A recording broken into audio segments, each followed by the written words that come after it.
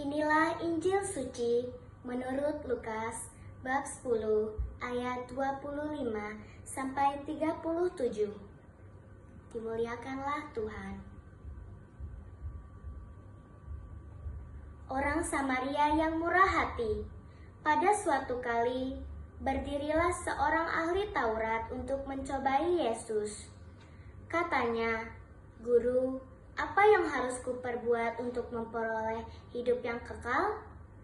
Jawab Yesus kepadanya, "Apa yang tertulis dalam hukum Taurat? Apa yang kau baca di sana?"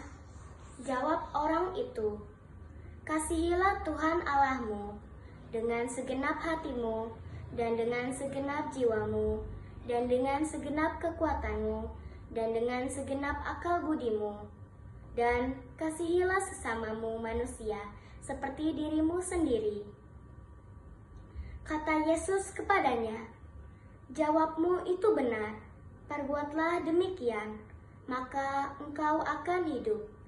Tetapi untuk membenarkan dirinya, orang itu berkata kepada Yesus, "Dan siapakah sesamaku manusia?" Jawab Yesus, "Adalah seorang yang turun dari Yerusalem ke Yeriko.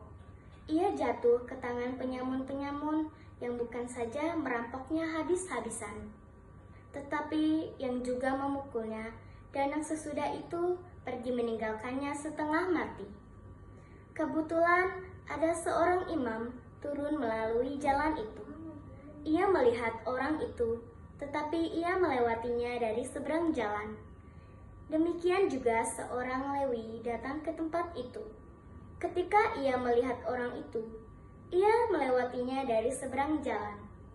Lalu datang seorang Samaria yang sedang dalam perjalanan ke tempat itu, dan ketika ia melihat orang itu, tergeraklah hatinya oleh belas kasihan.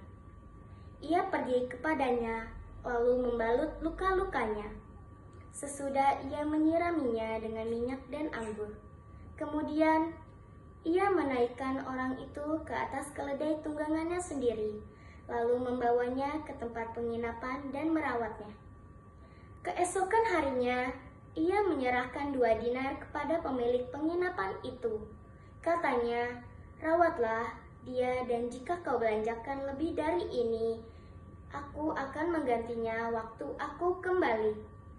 Siapakah di antara ketiga orang ini menurut pendapatmu adalah sesama manusia dari orang yang jatuh ke tangan penyamun itu?